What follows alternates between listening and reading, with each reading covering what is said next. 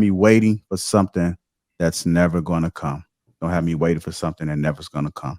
Gonna play this clip. Not gonna work. It's not gonna work. Rip the Band-Aid off. That hurt. Prolonging the inevitable. But I'm glad it happened then versus later. I told somebody that I was dating, don't have me waiting for something that's never gonna come. Hello? Tell me now. Mm-hmm. Don't say, oh, I'm working on it. And give me a choice. Come on. Because if you're not giving me the information, then I'm not able to make a choice that's best for me. Mm-hmm. If you're withholding and you know you're not finna fix yourself, you know you're not gonna work on that, don't have me waiting. Because I'm earnestly waiting. Hello? I'm in great expectation. And I will stick around and wait. So don't have me waiting for something that you know is not coming. Don't do that. Don't do that. Because it's unfair and it's cruel and unusual punishment. It is. I agree. You agree? Yes, because if you're going to enter into a situation, you should be completely transparent. I believe that people should be given choices because that allows them to make the decision if they want to stay or if they want to go. Why are you withholding information? That's deceptive. So, Okay. I completely agree with her take.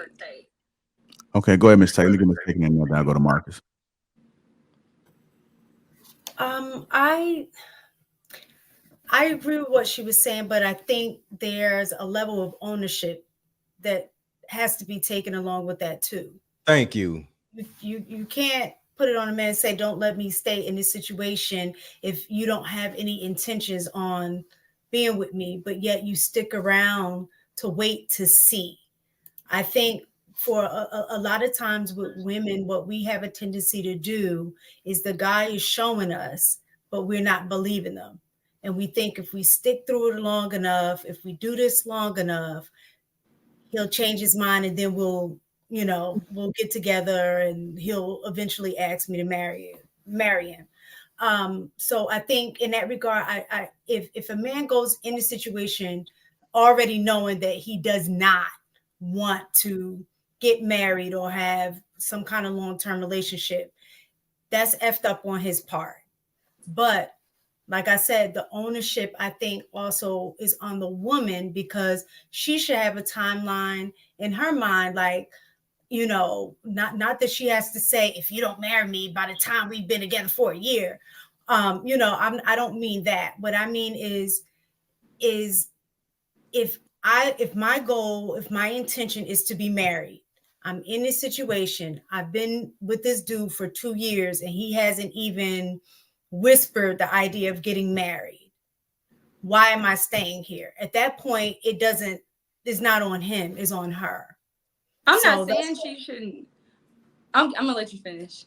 No, so that's why I'm saying the ownership in that regard. I get what she's saying. Don't waste my time. But the truth of the matter is, in that case, you're wasting your own time. If you've been in a relationship for 3 years and no talk of marriage.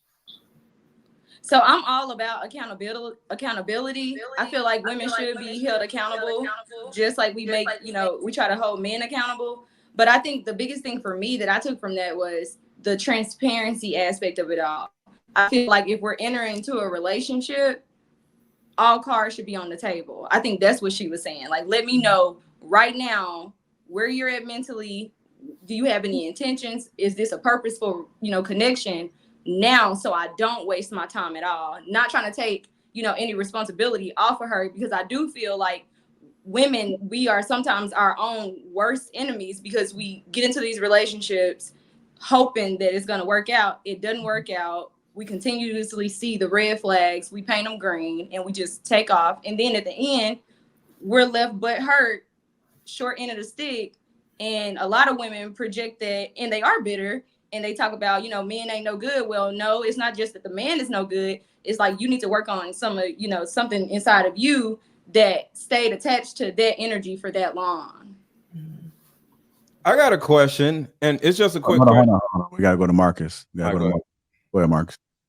Yeah. So in the way that I view the world, I 100% agree with her. I was telling a story the other day about how I had a conversation with a family member's boyfriend about, not wasting her time in her 30s, right? But I'm curious as to when Andrea said earlier, you could spot potential, and if you can't, you're dumb. And then if you can't figure out the trajectory of how something going, then you're dumb. And because women are smarter than men, can I still hold that thought process if I was to take what you said literally? Yeah, that means the women are dumb. Y'all dumb. There are some. Can dumb you women say they dumb? My Y'all dumb. There's some dumb women in the world. I'm not saying that dumb doesn't exist. Dumb exists. Obviously, people who are waiting around for some type of a marriage, to me, I think that's dumb because it's going against everything that I said. So why are you dating someone for potential? Like that's stupid to me. Date someone in their reality. Yeah, like if you're finding yourself dating someone in that situation, then I would describe them as dumb. So I'm not sure. I've been waiting for Mr. LetGo to say that all night. That's just dumb. That's just women are dumb. I've been waiting. A lot of women make we do make dumb decisions, but you know, like I said earlier, that attributes to your mental growth. Once a woman is, you know, maybe a little older, some women are wise from a very young age, but once a woman is, you know, older, more mature, she's still dumb. Intelligent, emotionally intelligent, she's still had her experiences. A woman okay, I'm 29, I'll be 30 in April. I reflect back and I think in retrospect when I was 18, I don't even think I know I'm not the same woman I was when I was 18. Because if I was, there would be 11 years of my life wasted. So we also have to make sure that we're not generalizing statements for all women across the board because every woman is not the same. Why do y'all always go so far back? I know Andrea was talking about babies and toddlers and shit.